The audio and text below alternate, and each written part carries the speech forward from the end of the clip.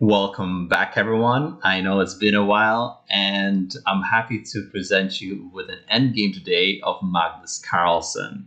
I just got back from my trip to Europe, where I played a bunch of tournaments, and I'll be going back in December. But until then, I hope to make some videos here and there and present you with the latest masterpieces. As for this masterpiece, it's not exactly very recent. I believe it's from 2007, when Magnus Carlsen, the very young Magnus Carlsen, was already showing how good he was at endgames, as he was facing this Czech grandmaster, Zbynek Hracek. We get to this innocent-looking position where Zbynek decides to trade off the queens, and we get this innocent endgame where both sides have a rook, a minor piece, and a pawn on the queen side. In fact, if black had time to just trade off this pawn for that pawn, we wouldn't be even talking about this game right now. As it is, it turned into a complete endgame masterpiece. The problem for black is that after rook a1, which Magnus of course played, the rook has to go back and it's tied down. Now, by itself, it's not such a big deal, but also the bishop is not great here, right? If the bishop was anywhere else, let's say we had time to play bishop here, forget about it. It's completely fine. The bishop on d7, this would be a draw, I believe. But with the bishop on a8, he doesn't really have time to come out, and Magnus has just enough time to bully this little pawn over here. And so the poor rook doesn't want to stay here, doesn't want to babysit the poor little guy on a7, but he has little choice, because after rook c5, we should have enough time to play knight d6, and these pawns are both falling. And if rook c2, then the great news for white is we collect one pawn on a7. Then if you take here, we can jump around and collect another pawn on f7. That's probably the easiest way. The other way you could do it is by starting with b4 and then doing something similar. Either way, this pawn will be falling at the end. Okay, this knight turns out to be stronger than the bishop, which is why Mr. Hracek here had to get rid of the knight as soon as possible. Now, in the actual game, the knight comes over and the rook has to get rid of this knight. Okay. The knight decides to come over to d6, because if we go for this, it's just a simple draw, right? Takes, takes, takes, and we can call it a day. There is no fight left. If all the pawns are on one side, then there is not much you can do. The king becomes a defensive monster and covers everything with his hands. But as long as there is one pawn on the other side, it becomes harder for black to hold everything. So if you want to win your endgames, just keep the pawns on two sides. So this knight turns out to be really annoying, gets into this outpost, and gets defended by the rook. We don't want to play e5 just yet. That would be poor endgame technique, right? The bishop comes out.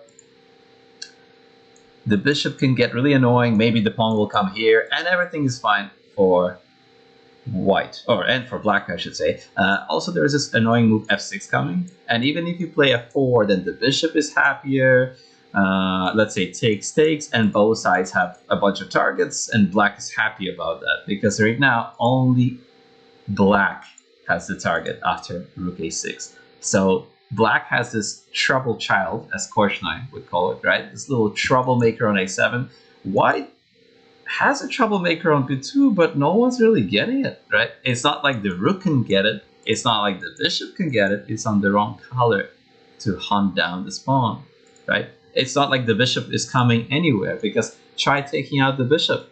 You put the bishop here, ooh, you can have my knight, and we get something like the game. Actually, that is what happened in the game. If you move the bishop anywhere else, thanks for the bishop. He doesn't have any squares. And if you keep the bishop there, it's just gonna get tougher and tougher and tougher as I hunt down this pawn. Maybe not right away, yeah? Maybe I can prepare it, I can bring in my king. My king is dreaming about this square, and the bishop will stay buried in this coffin for a long time. So Hracek decided, you know what, I'm just going to get rid of my bishop. You can have the pawn, and at least I got rid of my bishop, and one pawn isn't always enough to win a rook endgame. we get to this rook endgame with only rooks on the board. This king is cut off. It's not like his on c3 where he's helping the pawn, right? So I think black was dreaming about this endgame where the rook goes behind the pawn, doesn't let the king come out because the king has to babysit the pawn on g2 as well, right? And the white pawn wants to come up, but it's not so easy because the second you push up this pawn, my rook goes behind and starts pulling back and saying, mine, don't go anywhere. And we always have this pull on the pawn. As we know, rooks go behind pawns in rook endgames, right? The problem for black is this pawn. He has to babysit that pawn too, and it's not so easy. Let's say the king decides to babysit it from here. Well, in that case, we're just gonna squeeze him. Okay, we're gonna squeeze him with all the pawns. First, we put the pawn on b5, then we put the pawn on e5. Okay, we push the pawn on the 6th rank. We don't want to push it too far, but that ties down the rook. Now the rook is tied down to this distraction on b6. The black rook has to stay there. And as it stays there, I start to squeeze even more. Okay, I can play for f4, or I can start going for the rook. Okay, the black rook was trying to bully g2, but if it does so now, my king is just gonna come out, and I don't really care about the double pawn anyways.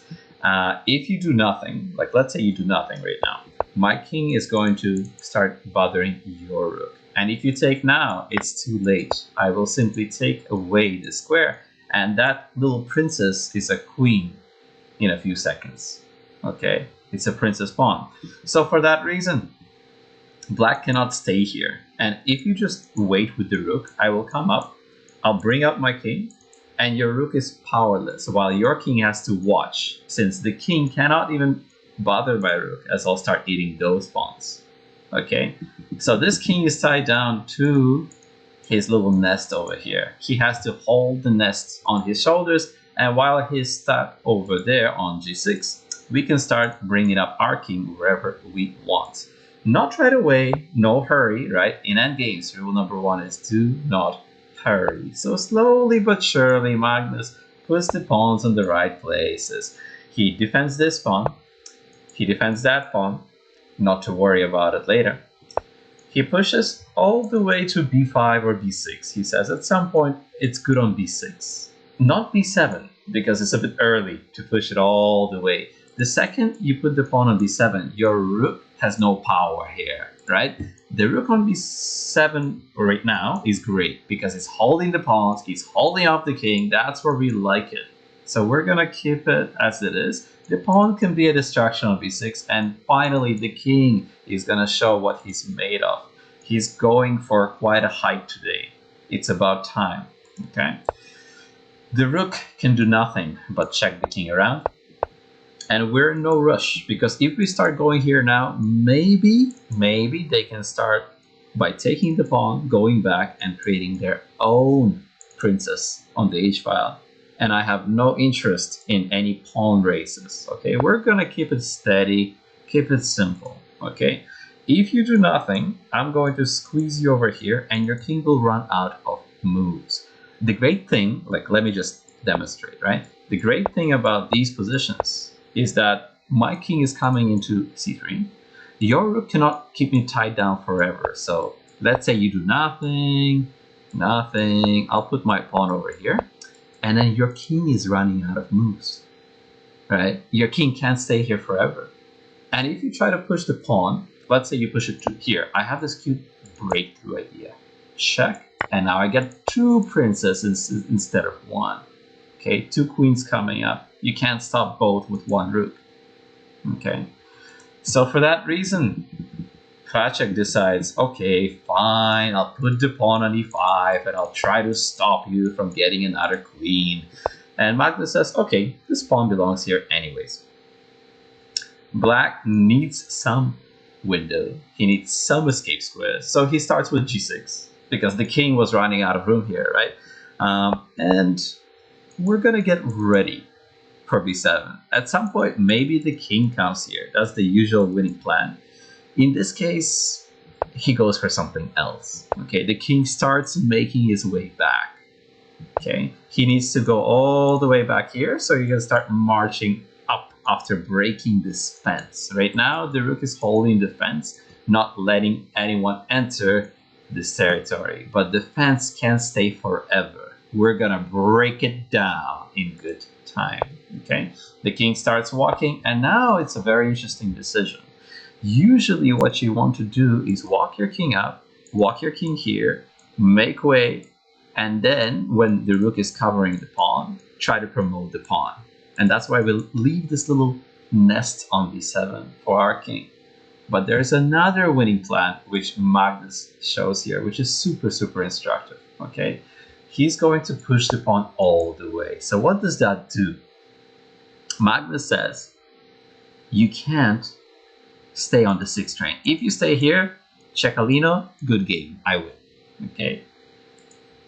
If your king is over here and you push your pawn here, I have this skewer trick, right? I put the rook there, you have to take my pawn, and that's a skewer. If you keep your king here, I can also take or chase down one of your pawns at the right time. Okay, not right away, of course. But even if your king comes over here and he holds your little nest together, there will be problems, as Magnus demonstrates. So first of all, let's defend all the pawns. Why not, right?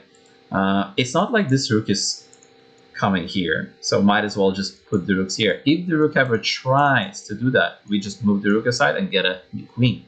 Okay, so Hracek sees some problems on the horizon. He sees that our pawn can go here, take with check, king takes here, check. And with this check, we get a new queen and say, thanks for the tempo that you gave my rook. My rook is kind of stuck. It wants to come out, but if there are no checks, any rook move loses our trump card. We don't want to lose this guy. He's our hero. We want to keep him. He will be our star. Okay. If we get a chance to check, that is a different story. Okay. And there's a really cool idea here that I want to show. Let's say they do nothing, right? We're going to take this pawn. If you don't take this pawn, we can do the same plan of pushing up to e6 and then winning just like he did in the game. But let's say he plays king f6, check. Okay, we're going to put him in a little box right now. We take over here, check, and the point is the king cannot come out. So we lock him inside this box. Sorry, king, we're gonna keep you tied down forever. Okay, you're stuck in the box like a mummy. Okay, and while you're stuck, I'm going to give away a pawn, not because I'm a nice guy, even though I am, but because I want to bring my king over all the way to d6. And then with this pawn over here, I will trade the rook at the right point. So my king is coming to c5. I'll give you my pawn, trade the rook, just like in the game, and then collect this guy and make a new queen. Okay, the hero will give himself up for the greater good. So in the actual game, Black decided to stop any nonsense with f4, and Carlsen starts on a long king hike. Okay, he wants to get his king somewhere useful. Okay, and Hracek just lets him do it. Right? Black says, okay, go ahead, you can take a walk, because even if you wait here, right? Where are you gonna wait? First of all, you wait here. I have this check, right? You wait there, maybe I can take this pawn, but that looks to be more like a draw. Most likely, I'll just bring up my king, bother your rook anyways, and start walking. So there is no way you can hold this fence forever. The second my pawn is here, the rook is tied down to the pawn. It has to stay here. And so the fence is very flimsy. I can break the fence in no time. So he makes way for the king, and the king starts walking up. And here is our icing on the cake. After all this work, Magnus has a beautiful pawn. He just needs to finish the job. So my question for you is, how would you do it? Okay. The amazing part comes around here. The king walks all the way to e8. He keeps an eye on this pawn.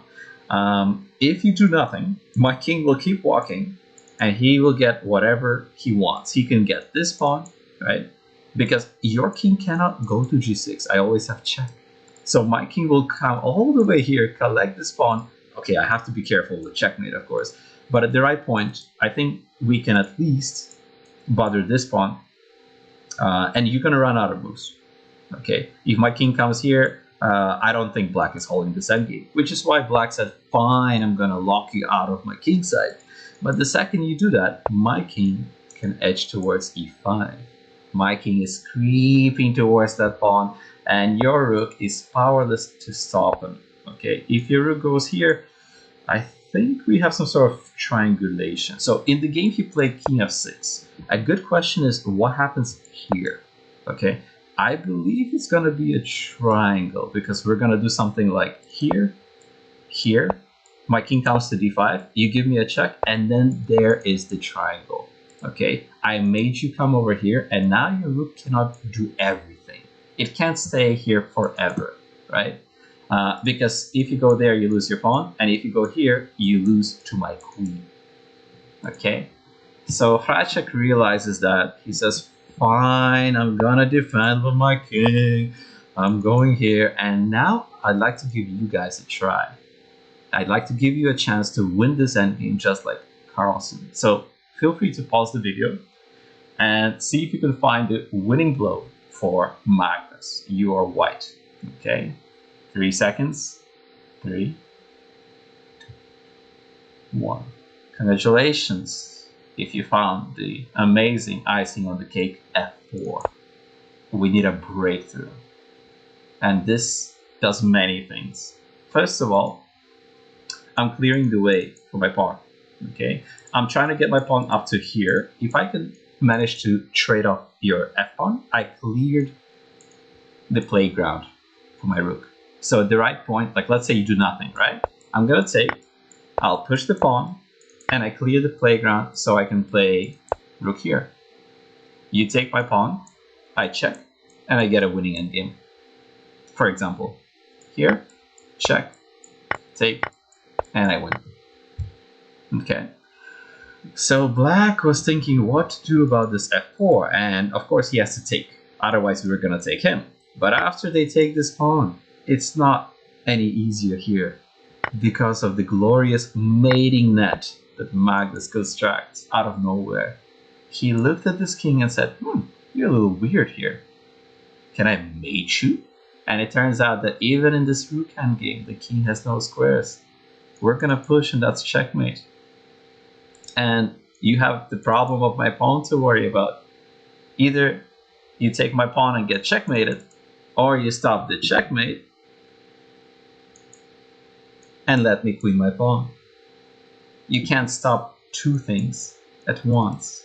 So that's Magnus's glorious idea. So after black checks the king can support the pawn, and there is no way to stop the queen at this point. He has to give up the rook, that's it. Okay, after he gives up the rook, sometimes it can be hard to stop these pawns, but Magnus is too quick with the rook. His rook can always come and save the day on the f-file. And after rook f8 is game over. First we have to keep this pawn, we have to make sure we keep at least one pawn. But after rook f8, there's nothing you can do. Your pawn isn't going anywhere. Even here, I could play this very cheeky rook f8. You can get a queen, but it will not save the day. Okay, and that's game over. So black resigned at this point. Rook f8, he had enough. After rook takes, the point is that my pawn will get there, I'll sacrifice my rook, and your other pawn is too far away. Okay, so a beautiful endgame from Magnus. And what we learned here is that even in rook endgames, you can have mating nets.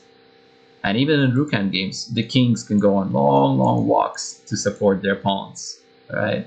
And even in rook endgames, space matters. White had more space here, right? And we were able to bring up the king to construct some mating nets because he played e5. If he didn't play e5, we would get more space with e5, f4, f5, and we would squeeze the king into oblivion. Okay, so I hope you enjoyed this endgame, and I'm hoping to make more in the days to come. All the best, until next time.